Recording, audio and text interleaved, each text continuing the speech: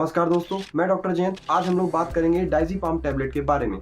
बात करें दोस्तों डायज़ीपाम टैबलेट की, तो ये आपकी एक तरीके की बेंजोडायज़ेपिन क्लास की दवा है, जो कि आपकी जो है किसी को मेंटल इलनेस में ज़्यादातर इसका इस्तेमाल किया जाता है। एंजाइटी है, एंजाइटी का मतलब घबराहट हो रही है, बेचैनी हो जाती है किसी को। अब ये जो घबराहट है, बेचैनी है, वो अलग अलग कारणों की वजह से हो सकती है। जैसे कि मैं बात करूँ स्टूडेंट लाइफ में, अगर कोई स्टूडेंट है तो पढ़ाई से रिलेटेड समस्या हो सकती है। अगर फैमिली में किसी तरीके की समस्या है तो उसमें भी आपको घबराहट हो सकती है कि हाँ, मेरे फैमिली में समस्या चल रही है। अगर आप ऑफिस में जाते हैं, आप काम करते हैं कहीं पे, तो उससे रिलेटेड भी आपको समस्या हो सकती है।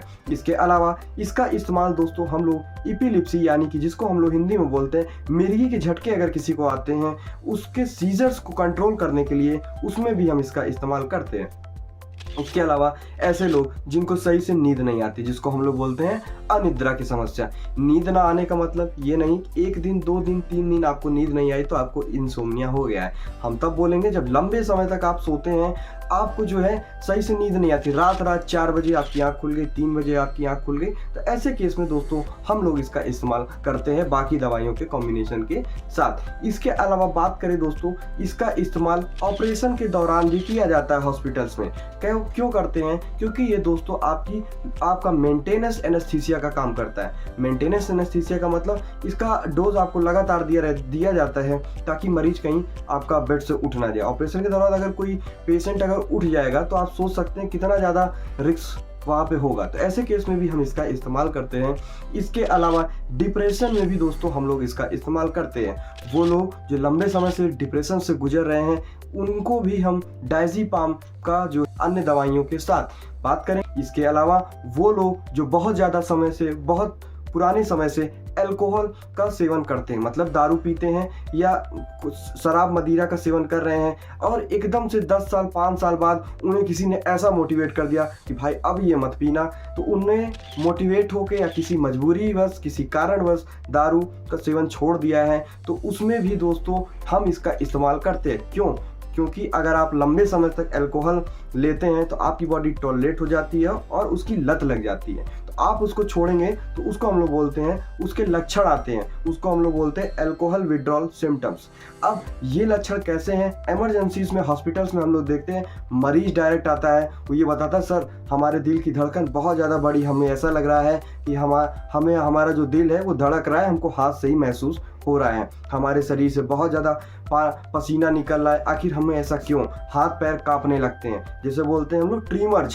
झटका अलग चीज़ है, ट्रीमर अलग चीज़ है। ट्रीमर मतलब हाथ पैर ऐसे ऐसे कांपने लगते हैं।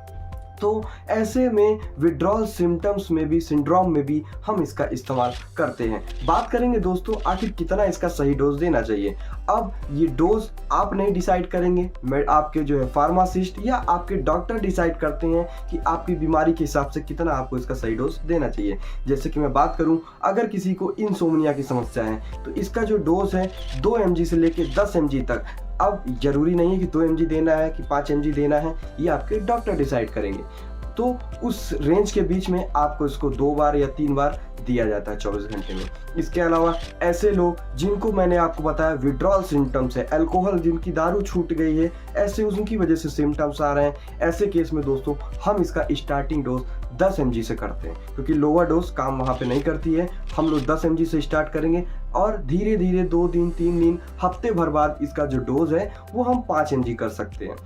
बात करेंगे दोस्तों ओवरडोज की। ये एक ऐसी दवाई है जिसका ओवरडोज आपको कोमा तक ले जा सकता है, तो इसलिए मैं हमेशा अपनी वीडियो में बोलता हूँ कोई भी दवा आप किसी भी तरीके की वीडियो देख के ना लें, चाहे वो मेरी वीडियो हो या यूट्यूब पे और भी कहीं किसी गूगल से देख के किसी तरीके की दवा ना लें। दवा हमेशा अपने डॉक्टर या फार्मासिस्ट के कंसल्ट के बाद ही लें। बात करेंगे दोस्तों कि ये जो आपकी डायज़ीपाम है, ये आपकी सीजर्स में, झटकों में भी इस्तेमाल किया जाता है। इमरजेंसीज में अगर बहुत ज़्यादा पड़ता है तो ऐसे केस में हम इसके इंजेक्शंस भी देते हैं, लेकिन इसकी जो टैबलेट है मेंटेनेंस डोज के तरीके इस्तेमाल की जाती है। ये आपके इसमें भी डोज आपका वही रहता है 2 से 10 mg के बीच में, लेकिन इसका जो डोज है वो 24 घंटे में 30 mg से ज़्यादा नहीं होना चाहिए। अगर ज़्यादा हो जाता है तो आपको इसके साइड इफेक्ट देखने को मिल सकते हैं। जैसा कि मैंने बताया, अगर आप ज़्यादा डोज ले लेंगे तो हो सकता है आप कोमा में भी जा सकते हैं, आपको और भी समस्या लीवर से रिलेटेड हो सकती है। बात करेंगे अब कोई भी दवा है तो उसका साइड इफेक्ट अच्छा खराब दोनों रखता है। तो इसके साइड इफेक्ट की बात करूं, अगर आप ये लंबे से समय से इस्तेमाल कर रहे हैं तो आपके बॉडी में रैशेस पड़ना शुरू हो जाते हैं। रैशेस का मतलब छोटे छोटे चकत्ते पड़ने लगते हैं।